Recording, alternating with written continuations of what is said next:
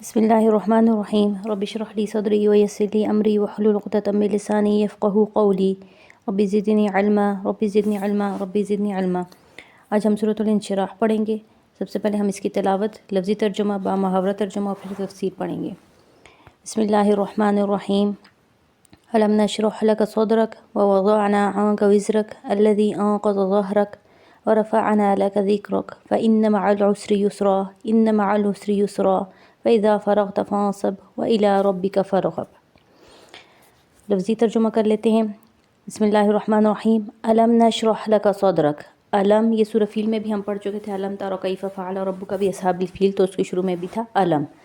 کیا، لم نہیں، نشرح شرح سے نکلا ہوا ہے۔ شرح صدر بھی کہتے ہیں اور شرح اردو میں استعمال ہوتا ہے تشریح کرنا، کھولنا، شرح کرنا، تو کھول کے بیان کرنے کو کہتے ہیں۔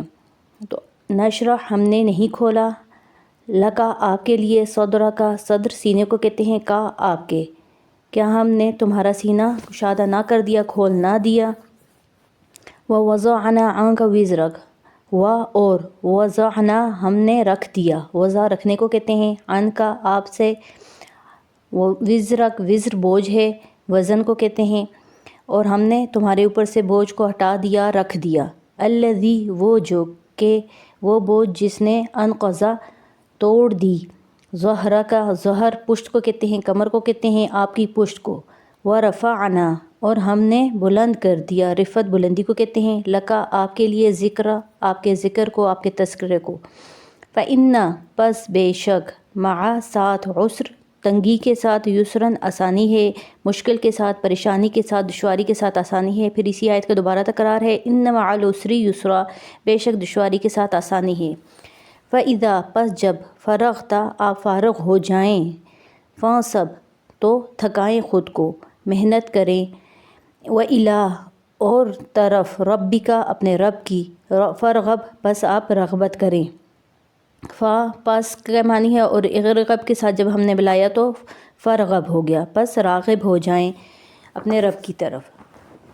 بامحاورہ ترجمہ پڑھ لیتے ہیں۔ کیا ہم نے نہیں کھولا آپ کے لیے آپ کے سینے کو، اور ہم نے ہٹا دیا آپ سے آپ کے بوجھ کو، وہ بوجھ جس نے توڑ دی تھی آپ کی کمر، اور ہم نے بلند کیا آپ کا ذکر، آپ کا تذکرہ۔ پس بے شک تنگی کے ساتھ آسانی ہے، تنگی کے ساتھ آسانی ہے، پس جب آپ فارغ ہو جائیں تو تھکیں اور اپنے رب کی طرف رغبت کریں۔ یہ تفسیر ہم پڑھتے ہیں اب اس کی۔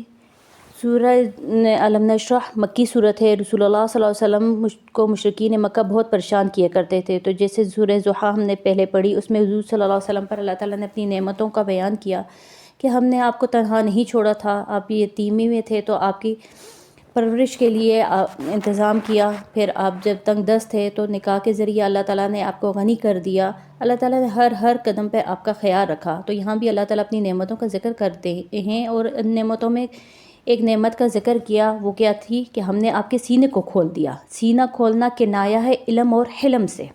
علم تو ظاہر ہے، سمجھ آتا ہے، حلم کس کو کہتے ہیں؟ حلم کہتے ہیں برداشت کو اور بردباری کو۔ اے نبی صلی اللہ علیہ وسلم، کیا ہم نے آپ کو بہت برداشت اور بردباری نہ دی؟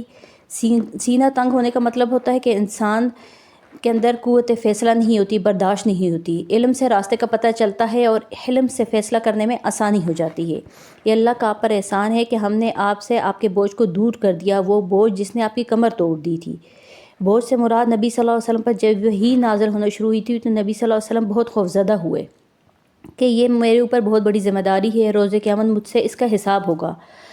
تو نبی صلی اللہ علیہ وسلم سے تو گناہ ہونا صادر تو نہیں ہوتے تھے، لیکن بعض دفعہ بعض کام تھے خلاف اولا ہو جاتے تھے جس کا نتیجہ درست نہ نکلتا، تو نبی صلی اللہ علیہ وسلم کو ڈر لگا رہتا تھا کہ مجھ سے ان چیزوں کے بارے میں سوال ہوگا۔ اس پر اللہ تعالیٰ نے آپ کو تسلی دی، اور سورہ فتح میں بھی اسی کا ذکر آیا ہوا ہے کہ اللہ نے آپ کے آنے والے گناہوں کو بھی معاف کر دیا، اور جو ماضی میں ہو چکے وہ بھی معاف کر دیے۔ مراد گناہ نہیں ہے وہ چیز جس کو نبی صلی اللہ علیہ وسلم اپنے لیے گناہ سمجھتے تھے۔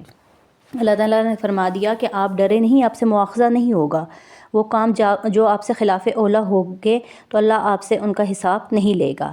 پھر آگے اللہ تعالیٰ نے ایک اور نعمت کا ذکر کر دیا کہ آپ کے ذکر کو بلند کر دیا۔ کسی پیغمبر کا ذکر اتنا بلند نہیں کیا جتنا نبی صلی اللہ علیہ وسلم کا بلند کیا۔ یہاں پر ایک دو مثالیں میں ذکر کر دیتی ہوں کہ کیسے بلند کیا۔ کہ اللہ تعالیٰ نے بہت سی جگہوں پر اللہ تعالیٰ نے اپنے نام کے ساتھ نبی صلی اللہ علیہ وسلم کا نام لگا دیا۔ سب سے پہلی مثال ہمارے سامنے ہے اذان کی، کہ اذان میں اللہ تعالیٰ نے اپنے نام کے ساتھ نبی صلی اللہ علیہ وسلم کا ذکر بھی کر دیا، کہ جب مؤذن کہتا ہے اشہد ان لا الہ الا اللہ تو اس کے فوراً بعد آتا ہے اشہد ان محمد رسول اللہ۔ تو سب سے زیادہ اللہ کا نام اذان میں لیا جاتا ہے، 5 وقت اذان ہوتی ہے، دنیا میں ہر جگہ ہر وقت یہ اللہ کا نام لیا جاتا ہے، اور اسی کے ساتھ محمد صلی اللہ علیہ وسلم کا نام بھی ہوتا ہے۔ یہ بہت بڑی فضیلت ہے، جہاں اللہ نے اپنی کبریائی کا ذکر کیا وہیں ساتھ اللہ تعالیٰ نے نبی صلی اللہ علیہ وسلم کی نصارت کا بھی ذکر کیا۔ اسی طرح دوسری مثال یہ ہے کہ ہم جب التحیات پڑھتے ہیں تو اس میں ہم السلام علیک ایھا النبی پڑھتے ہیں۔ نماز حالانکہ کیا ہے، صرف خالصتاً اللہ تعالیٰ کی عبادت ہے، لیکن اس میں اللہ تعالیٰ نے حکم دیا کہ میری عبادت کے ساتھ نبی صلی اللہ علیہ وسلم پر سلام بھیجو۔ یہ صرف 2 مثالیں ہیں، اس کے علاوہ کئی اور مقامات پر اللہ کے نام کے ساتھ نبی صلی اللہ علیہ وسلم کا ذکر ہے، تو آپ صلی اللہ علیہ وسلم کے ذکر کو بلند کیا۔ دنیا میں اتنی کسی کی اللہ کے بعد تعریف نہیں ہوئی جتنی نبی صلی اللہ علیہ وسلم کی ہوئی ہے، ابھی بھی ہو رہی ہے اور آئندہ بھی ہوتی رہے گی۔ نعتیہ کلمات جو پڑھے جاتے ہیں وہ بھی اسی میں آتے ہیں۔ پھر درود شریف، بہت سارے لوگ دنیا میں ہر وقت درود شریف پڑھ رہے ہوتے ہیں، اور آپ صلی اللہ علیہ وسلم کی سیرت پر اتنی کتابیں لکھی گئی ہیں جو کسی اور موضوع پہ نہیں لکھی گئی۔ جب حالانکہ اس سورت کے ہم نزول کو دیکھیں تو یہ سورت اس وقت نازل ہوئی تھی تو مکہ کے شروع کا دور تھا، اس وقت چند لوگ ہی مسلمان تھے، لیکن اس وقت اللہ تعالیٰ نے فرما دیا کہ ہم نے آپ کے ذکر کو بلند کر دیا، کہ ابھی آپ کو نہیں لگ رہا لیکن آپ کا ذکر ہمیشہ بلند ہی رہے گا۔ اس وقت اللہ تعالیٰ نے فرما دیا کہ ہم نے آپ کا ذکر بلند کر دیا۔ اللہ تعالیٰ فرماتے ہیں یہ جو تنگی ہے اس کے بعد آسانی بھی ہے۔ پھر تکرار کے ساتھ اس جملے کو کہا کہ تنگی کے ساتھ، دشواری کے ساتھ، مشکل کے ساتھ آسانی ہے۔ یہ جملہ 2 دفعہ کہا کہ پریشانی تبلیغ کی وجہ سے ہے۔ جب آپ دن بھر تبلیغ کرتے ہیں تو رات کو کیا کریں، خود کو تھکائیں، مطلب عبادت میں تھکیں، تاکہ اللہ سے آپ کا تعلق مضبوط ہو جائے۔ جس کے لیے تبلیغ کر رہے ہیں، یعنی اللہ کے لیے تبلیغ کر رہے ہیں، تو اس سے تعلق مضبوط اسی طرح ہوگا کہ آپ اس کی عبادت کریں گے، اور جب تبلیغ اس کے لیے آپ کے لیے آسان ہو جائے گی، اپنے رب کی طرف آپ راغب ہوں۔ تبلیغ بھی اللہ کے لیے ہے، لیکن براہ راست اللہ سے تعلق نہیں بنتا ہے، اور جب عبادت کرتا ہے انسان تو براہ راست اللہ سے تعلق ہو جاتا ہے۔ تو اللہ تعالیٰ نے خلاصہ صورت اس کا یہ ہے کہ اللہ نے نبی پر اپنے احسانات بیان کیے، کہ پہلا احسان کیا کیا، اللہ تعالیٰ نے علم دیا اور ساتھ برداشت کی قوت بھی دی، کہ قوت فیصلہ آسان کر دیا۔ دوسرا یہ کہ آپ کی اگلی پچھلی خطائیں اللہ تعالیٰ نے معاف کر دی، اور جو بوجھ تھا وہ اللہ تعالیٰ نے آپ سے دور کر دیا۔ اللہ تعالیٰ تسلی دے رہے ہیں کہ تنگی کے بعد آسانی ہے۔ اللہ انعامات کے شکر کے طور پر اللہ تعالیٰ نے بتا دیا، مشکلات کو آسان کرنے کا نسخہ بتا رہے ہیں کہ آپ کی مشکلات کیسے آسان ہوں گی، یا آپ رات میں خود کو عبادت میں تھکائیں۔ یہ شکر بھی ہوگا اور اس سے حوصلہ بھی ملے گا کہ جتنا اللہ سے تعلق مضبوط ہوگا، تکلیفیں برداشت کرنا آسان ہوں گی۔ حضور صلی اللہ علیہ وسلم رات کو بہت عبادت کرتے تھے۔ حضرت عائشہ رضی اللہ عنہ فرماتی ہیں کہ رسول اللہ صلی اللہ علیہ وسلم رات بھر عبادت کرتے تھے۔ ایک دفعہ انہوں نے کہا کہ یا رسول اللہ، کیا اللہ تعالیٰ نے آپ کے اگلے پچھلے گناہ معاف نہیں کر دیے؟ تو پھر آپ اتنی عبادت کیوں کرتے ہیں، کہ اتنی عبادت کی کیا ضرورت ہے؟ تو نبی صلی اللہ علیہ وسلم نے ارشاد فرمایا، تو کیا میں اللہ کا شکر گزار بندہ نہ بنوں؟ تو نبی صلی اللہ علیہ وسلم اتنی عبادت کرتے تھے رات کو کہ ان کے پاؤں مبارک میں ورم آ جاتا تھا، سوج جاتے تھے۔ حضرت عبداللہ بن مسعود رضی اللہ عنہ چھوٹے صحابی تھے، اس وقت کم عمر تھے، وہ کہتے ہیں ایک دفعہ میں رات کو حضور صلی اللہ علیہ وسلم کے پاس گیا اور ان کے ساتھ ہی رہا، تو رات کو جب وہ نماز کے لیے اٹھے تو میں بھی ان کے ساتھ کھڑا ہو گیا، تو میں ان کے بائیں طرف کھڑا ہوا تو انہوں نے مجھے اپنے دائیں طرف کر دیا، کہ بتانا مقصد یہ تھا کہ مقتدی دائیں طرف پیچھے کھڑا ہوتا ہے۔ تو انہوں نے حضور صلی اللہ علیہ وسلم نے جب تلاوت شروع کی تو پہلی رکعت میں سورہ بقرہ، سورہ آل عمران، سورہ نساء پڑھی، اتنی لمبی رکعت، اور جہاں پہ جنت کا ذکر آتا تو اسی طرح ان کے تاثرات ہوتے، اور جب جہنم کا ذکر آتا تو وہ روتے رہتے تھے۔ پھر اس کے بعد رکوع کیا، اور رکوع میں اتنا ہی لمبا رکوع تھا جتنا لمبا قیام تھا، اور اس میں پڑھتے رہے سبحان ربی العظیم، سبحان ربی العظیم۔ اس کے بعد سجدہ کیا، اور سجدہ بھی اتنا ہی لمبا تھا جتنا قیام تھا ان کا، اور رکوع تھا، اور اس میں کیا پڑھتے رہے، سبحان ربی الاعلیٰ، سبحان ربی الاعلیٰ۔